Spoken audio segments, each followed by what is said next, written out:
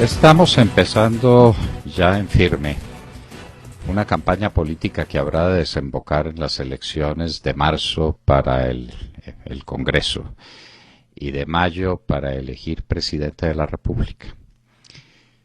Las cartas están sobre la mesa, inclusive las del jugador de póker, las del doctor Juan Manuel Santos, quien dice que no está interviniendo en política cuando lo está haciendo de manera flagrante, abusiva y, en nuestro parecer, nada inteligente, pero eso viene al margen. Lo cierto es que estamos en campaña política.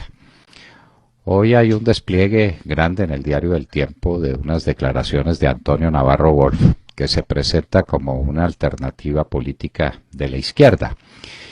Pero la pregunta que nos hacemos es cuál es la izquierda y cuál es la derecha que se pregona. Aquí no puede haber equívocos, ni puede haber anfibologías. Es que ya hemos tenido una experiencia bastante amarga sobre lo que representa, el peligro que representa un candidato que dice lo contrario de lo que está pensando, o un presidente que hace lo contrario de lo que dijo que haría en su campaña electoral. Hoy sí que es cierto que necesitamos claridad, y que necesitamos claridad sobre temas esenciales. Declararse de derecha o de izquierda es una manera de no decir nada, es una manera de engañar, es una manera de meterse por el camino, los vericuetos de un proceso dialéctico que no conduce a ninguna parte. La política no es solamente pensamiento, no es solamente propuesta filosófica que ha de tener ese contenido, por supuesto, sino que la política desemboca en un hecho fundamental, y es cómo se conduce un pueblo. ¿Y cuál es el grado de bienestar, el nivel del bien común, diríamos, apropiándonos de la terminología aristotélico-tomista sobre el particular, que produce una determinada forma de política? Lo esencial en la discusión política de los últimos 60, 70 años es la diferencia fundamental entre una economía de planificación centralizada y una economía de libre mercado. Esos son los puntos esenciales de la controversia.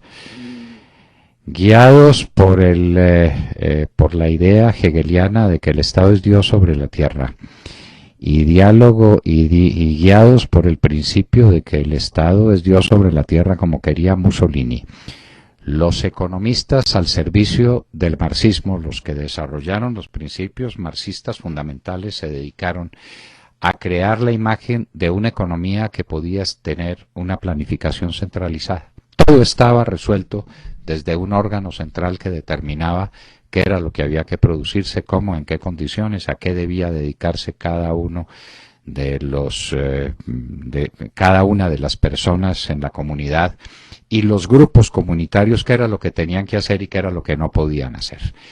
Como cada uno pertenecía al todo, pues obviamente las decisiones del todo eran decisiones que le convenían a cada uno. Esa es una propuesta muy rusoniana dentro de una tendencia totalitaria con perfiles o con atuendos democráticos, como ha quedado visible. Esa planificación centralizada produce sus efectos y a ellas hay que referirse. Por el otro lado está la economía de mercado, la economía de la libertad, del libre emprendimiento, de la creación de empresas, de la dedicación fundamental del hombre a resolver los problemas de su entorno y los problemas de su vida, desde luego que dentro de un marco jurídico determinado. La planificación centralizada de la economía produjo resultados, y esos resultados están a la vista. La catástrofe total del comunismo del siglo XX, que terminó con la caída del muro de Berlín, que no fue simplemente una pared que se cayó, sino todo un sistema que se vino a pique porque era impracticable, porque no tenía futuro, por lo mismo que su pasado no había podido montarse sino sobre la base de un totalitarismo cruel y brutal que no condujo sino a la miseria de centenares de millones de seres humanos en todo el mundo. Por otro lado, todos los experimentos que se han hecho y que han tenido resultados felices en la medida en que la felicidad sobre la tierra es posible, y esa es una expresión bastante en uso también por los pensadores del siglo XVIII y del siglo XIX. El libertador Simón Bolívar la utiliza en varias ocasiones. La felicidad de los pueblos, que es siempre relativa, la consigue el sistema de libre mercado. No hay una sola experiencia de desarrollo económico importante que no esté fundamentada en la idea del libre mercado, de la libertad individual, de la libertad como centro motor de la dinámica social, de la dinámica económica. No hay uno solo. Y hacemos el desafío para que nos muestren un experimento. Todos los experimentos han sido fallidos. Las respuestas que nos dan con frecuencia son esas respuestas melosas y complicadas y fraudulentas, en la que nos dicen, por ejemplo, que es que el socialismo ha fracasado, pero no el verdadero socialismo, porque el verdadero socialismo, no se ha practicado todavía.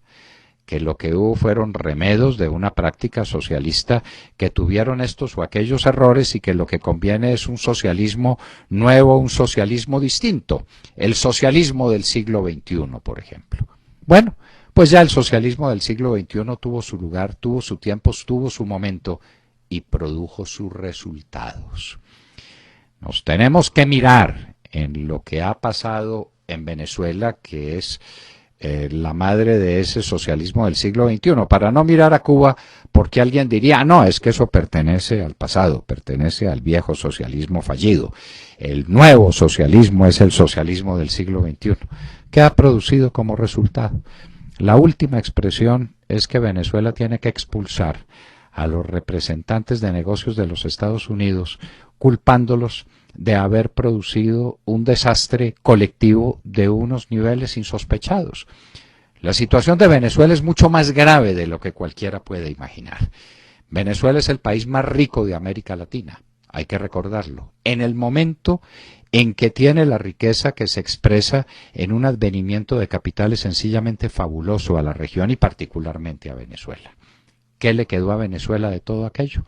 El desastre de un endeudamiento feroz con el que no puede soportar, de una estructura petrolera que destruyó y que se le vino al pique, de una estructura energética que no fue capaz de mantener, de una infraestructura que está vuelta a pedazos, de un aparato productivo que explotó por los aires y que condena a Venezuela a importar todo lo que necesita. Venezuela es la imagen viva de ese socialismo del siglo XXI, compuesto por unos elementos que vienen de antiguo. Aquí no estaban inventando nada y vaya si un personaje tan safio y tan poco dúctil como Hugo Chávez era capaz de inventarse cosa nueva. El tema de las empresas estatales. Ese tema estuvo de moda después de la segunda posguerra. La empresa pública fue uno de los elementos culminantes de esas terceras vías que a veces se inventan para tratar de mejorar lo que es necesariamente malo o para tratar de contrarrestar los efectos de una política que es buena. Bueno, la empresa pública, porque la empresa pública nos representa a todos. Díganos cuáles son las empresas públicas triunfantes en el mundo. Díganos cuáles. Y si el que las pueda mencionar las menciona como una excepción a la regla de que el Estado es un pésimo administrador empresarial. Sencillamente porque no está hecho para eso, porque no sabe manejar eso, porque está al vaivén de unas situaciones políticas de momento que no son compatibles con un desarrollo empresarial serio, dinámico y bien sustentado. Ahora el Estado colombiano, por ejemplo, está vendiendo lo último que le queda de sus viejas empresas. ¿Cuál de las antiguas fue ganadora? ¿Recuerdan ustedes los desastres de Telecom? ¿Recuerdan los desastres de los ferrocarriles nacionales? Sumen desastres, desastres sobre desastres. A que se salvan las empresas públicas de Medellín, por razones que podríamos analizar y que son bien relevantes en esta discusión. La empresa pública es una catástrofe.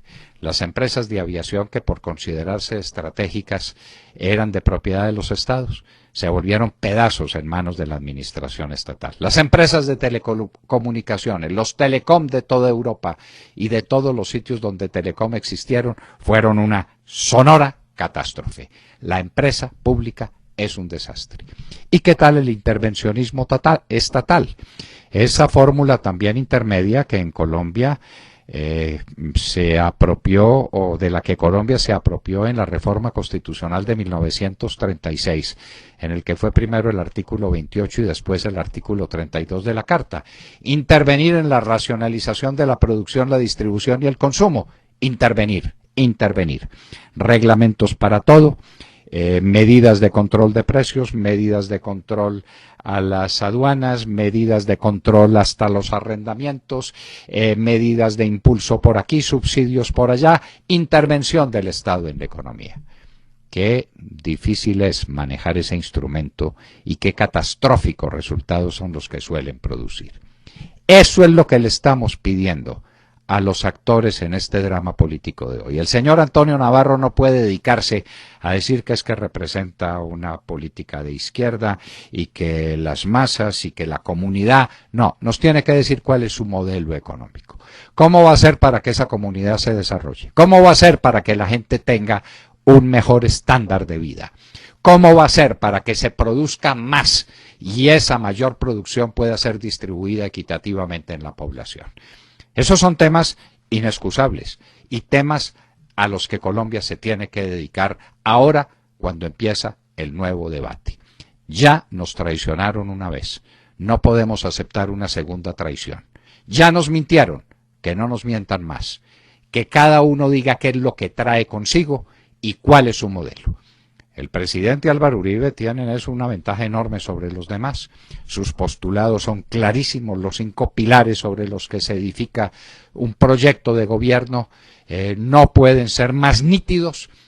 Queremos saber a cuáles se oponen, con cuáles se discuten, cuáles son las propuestas que van a presentar los demás candidatos. El presidente Santos tendrá para presentar sus toneles de mermelada, sus promesas de futuro, sus traiciones a lo viejo sin presentar lo nuevo y una tercera vía meliflua, como diría el presidente Uribe refiriéndose en alguna ocasión a ciertas formas de política internacional, una tercera vía meliflua, mentirosa, engañosa, que lo dice todo y que no dice nada. Los colombianos, cuando vamos a empezar este debate, exigimos claridad. ¿Qué es lo que se propone? ¿Cuál es el modelo que queremos tomar? ¿El modelo venezolano? ¿El modelo cubano? ¿El modelo de la Europa Oriental? ¿El modelo de la Unión Soviética? ¿El modelo chino? ¿Cuál es el modelo que hay para desarrollar? La política es praxis.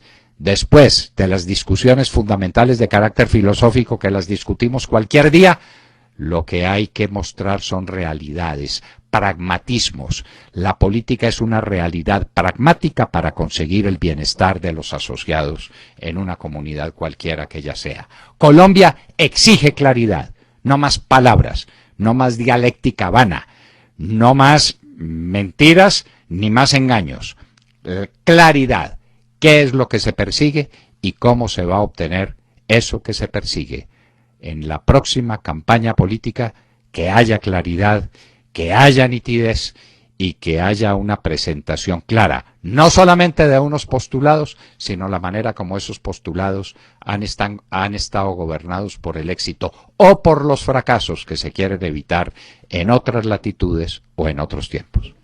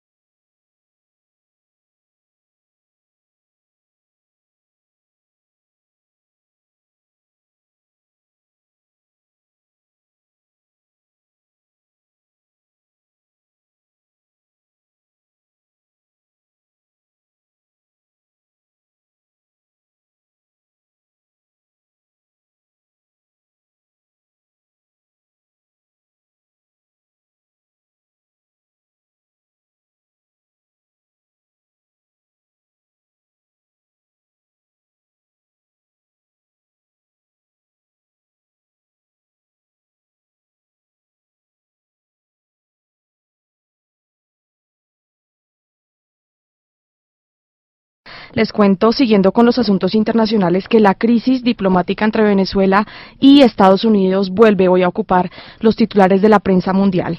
Lamentablemente hay que decirlo, siguiendo las malas maneras, el presidente Nicolás Maduro ha dicho que hasta que el gobierno de Obama no entienda que tiene que respetar a Venezuela, sencillamente no habrá relaciones cordiales ni comunicación cordial.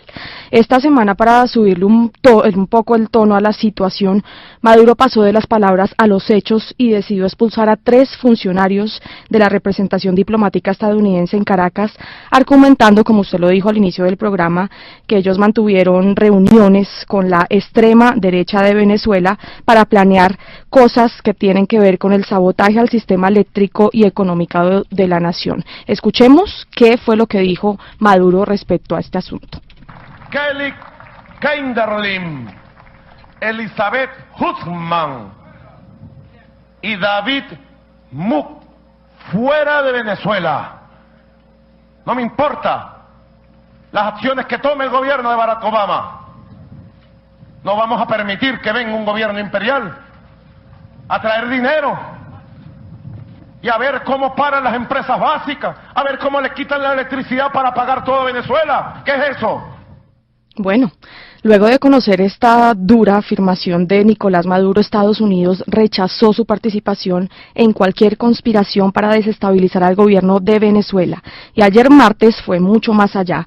El Departamento de Estado declaró a 3 funcionarios venezolanos como personas no gratas y les dio un plazo de 48 horas para abandonar ese país.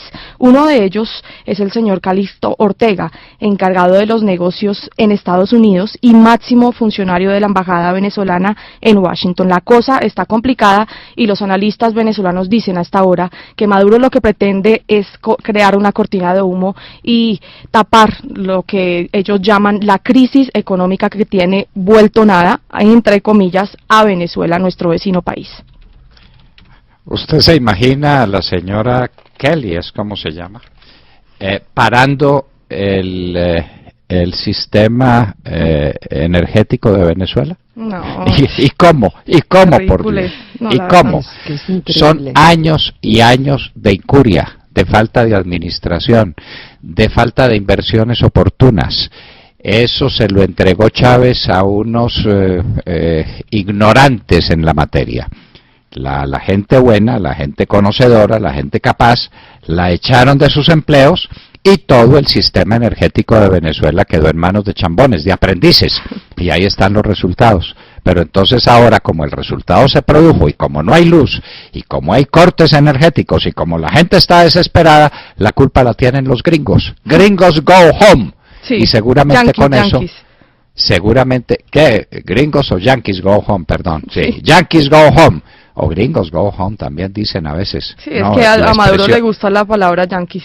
Bueno, pero la expresión original es gringos, de green, ¿no? Sí. Green de los uniformes verdes. Gringo home. Gringos go home. Entonces, la situación pues es esa. Seguramente con la expulsión de esta señora se vuelve a prender la luz en Venezuela.